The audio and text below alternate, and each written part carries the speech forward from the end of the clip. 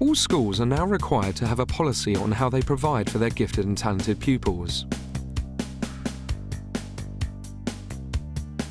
Each school will identify 5 to 10% of its pupils as gifted and talented. These will be the pupils who are the most able or have the potential to be the most able within a particular school. They will include children from all walks of life and backgrounds.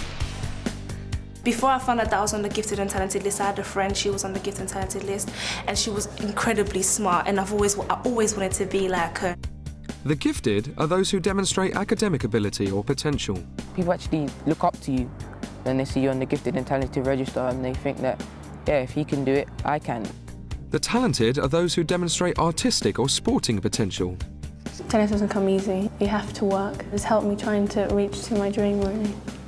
Some children will be both gifted and talented. I know that I'm working very hard in this and that I should continue to work hard and that I can achieve higher.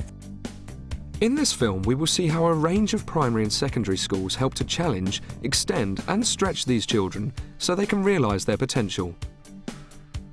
If you're going to be good at something, you're going to have to put in the effort. There's no shortcut, there's no easy way out. Work hard, and if you've got dreams, try and fulfill them, because that's the only way you're going to get there. For parents wanting to know how to support their child's learning, the first port of call is the school. Finding out what is on offer and taking advantage of it is vital. These children, they're like sponges. They just will learn so quickly. They're very demanding. And as young children, as toddlers, and even as they grow up, this thirst and this inquisitiveness, that always has to be met. Ready? 1, 2, 3. Providing a stimulating learning environment, like inspirational science lessons at Christchurch Primary, is key to the identification of able children. There's nothing like a real experiment for kids to get involved in, to get their enthusiasm. You really have to get kids going at a much earlier age. Go. Don't look down. Don't look down. Schools monitor and re-evaluate who is identified as gifted and talented as children's strengths and abilities come to light. Schools will use a mixture of ways to identify pupils to make sure that no one is missed. I think obviously subjects like art and science to some extent and maths sort of transcend different languages. So it's looking out for those children, not just the children that actually can speak the most clearly in English. In some schools, the principle of teaching to the top of the class to raise standards for all has already become a way of life. Most schools believe that the classroom is the best place to stretch and stimulate children. What did we say was a little bit more challenging about doing scene 3, Mark? There's no speech at all. There is no speech at all. All the teachers at Hampden Gurney plan and differentiate to challenge or support all the children in their class. Within the class today, they were all working within their own levelled groups, and I differentiated the work, obviously 3 ways for the 3 different levels of grouping. The gifted and talented coordinator is usually a teacher who manages the needs of the gifted and talented. You have to put all the animals that are the same together, but as well the ones that are the same colour. These activities always have some cognitive conflict. They need to think, stop and think, and suddenly something's tricky, and they need to really think hard to find an answer. If you put all the adult ducks in one column, like this, and then you can put all of them like that. For us particularly, Miss Ava was always constantly talking to us about how the children were doing and about their work. She was also telling us about other things that we could be doing. For instance, in Year 5, extra classes in maths. What we're looking at today is something that you don't always do in primary school. It's called algebra. Put your hands up if you've heard of algebra. Transition to secondary school is a particularly difficult time. Finding the right school is important. Many secondary schools form partnerships with local primary schools to help identify and motivate potential gifted and talented students. We use data a great deal to help identify students. With students in Year 7, for instance, we have just used in their Key Stage 2 prior attainment data. This gives us a broader picture of what gifted and talented is, not only in the core subjects, but also the non-core subjects. Other schools might specialise in sporting potential. At Capital City Academy, sport is strongly linked to developing leadership skills. All you're going to try and do is run from here down to the end of the ladder without touching any bits of the metal or the material. Ready, go.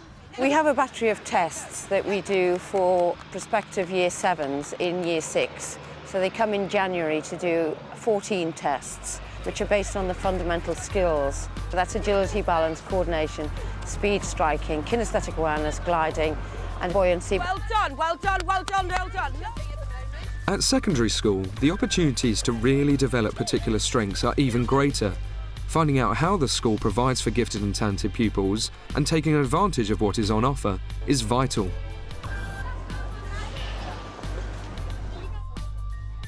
Thomas was identified as gifted and talented at primary school. I live with my mum and an only child. My mum's a single parent. I'm in year 9. I'm just preparing for my SATs. Got my mock SATs in, I don't know how long, but just very soon.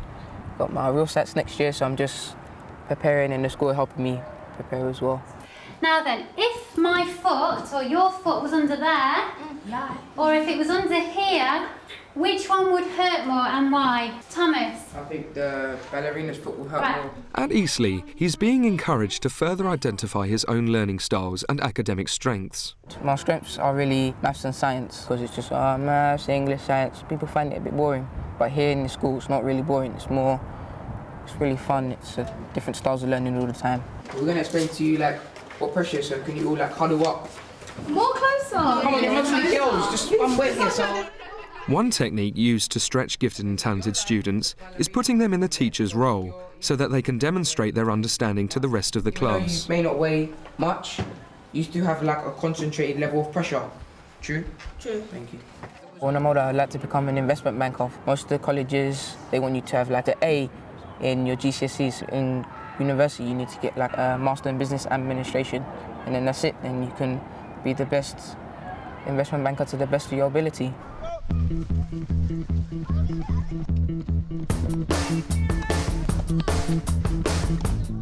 Hannah was runner-up in the Wimbledon final for her age group. Her coach believes she can make the world's top 100. When I was probably about 2.5, I used to sit on the side of the tennis court and watch my dad play. And that's how I really started to like the game, and I started taking lessons after that. And then from then on, just kept on playing. She loves play tennis. She loves coming to school. She trains sometimes twice a day, Saturdays, and she competes weekends. Okay, so what we're going to be doing today, Hannah, is working towards looking at Act 2, Scene 2. To fulfil her sporting ambitions, Hannah trains 3 afternoons a week. To help her keep up with her academic subjects, Capital City provides one-to-one teaching. Her teachers are well aware of the demands of her training and the effect it can have on her. Often important that academic and sport doesn't necessarily go side by side. It should be stage, not age. The academic will often wait another year. That opportunity to get into the British team or go to the Commonwealth Games or the Olympic Games won't wait. So we have to make an assessment of where the student is and how well we can support them in achieving on both sides. Go, go, go, go, go.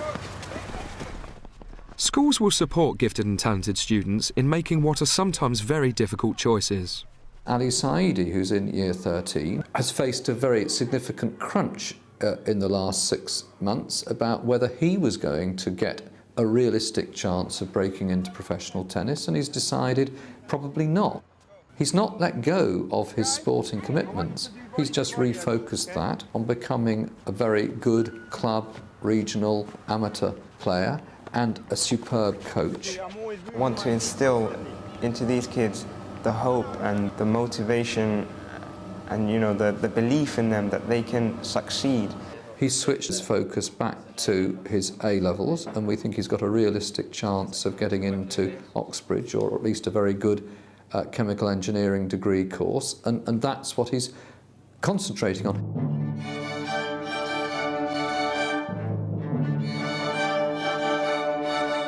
Emily is one of the pupils identified as gifted and talented at St Marylebone School. She excels in many of her academic subjects and music. In my music lessons last year, my teacher recognised I was good at music, and so I was one of the selected few to acquire percussion lessons. Emily just seemed to sort of pick things up very quickly. She was able to hold her harmony part. She's just very rhythmical, that type of thing. So we just thought, let's push this pupil. Let's give her an opportunity that will allow her to achieve fantastic things. To push her even more, we put her straight into the senior orchestra. It's very fun because on the Sunday ski one I also start off the piece and you can hear me above everybody else and all the violins and the flutes. But if you've got a headache, it's not very fun. Right, tell me subjects which you think you're doing that are your strengths, that you're doing well in.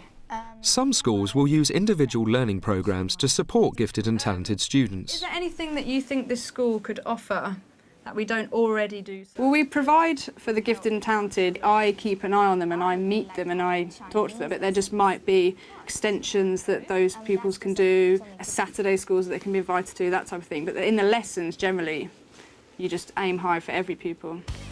Schools nationwide are now offering more and more challenging opportunities to help students. Parents have never got the opportunities that we got to have, and they're at the fact that I'm taking advantage of the opportunities that I have in the school.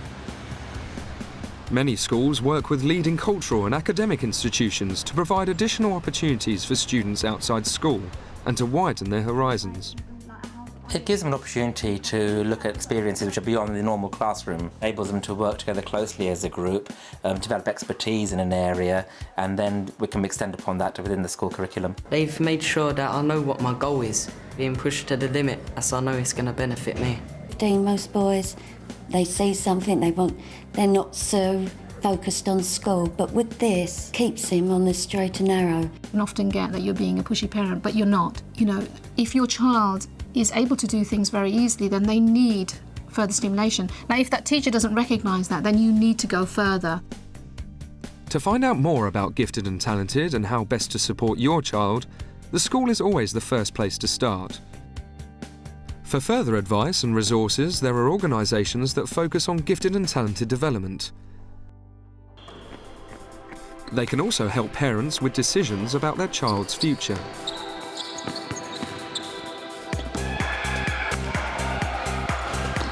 Ibrahim Dahir sums a lot up about this school and the way the talented sports programme contributes. He came as a refugee from West Africa 4 or 5 years ago, was part of the team that won the National League and Cup Championship in England last year, earned the Man of the Tournament award, and now has a scholarship to do sport at Appalachian State University in North Carolina. Therefore, he's got the realistic possibility of entering professional basketball in the US. Now that is a fantastic achievement. I could see myself playing in the NBA for 15 years or so. It's better than that because he's a wonderful young man who has also developed as a very fine leader of other young people, did huge work for us last year as one of our elite athletes, has cashed that in now in a gap year as a teaching assistant in the academy. I'm working with 2 kids here. They're my priority, but I work with the whole class as a group. So I'm with them in all their lessons. So it really brings out leadership in you. Everyone can make it, depending on how determined you are.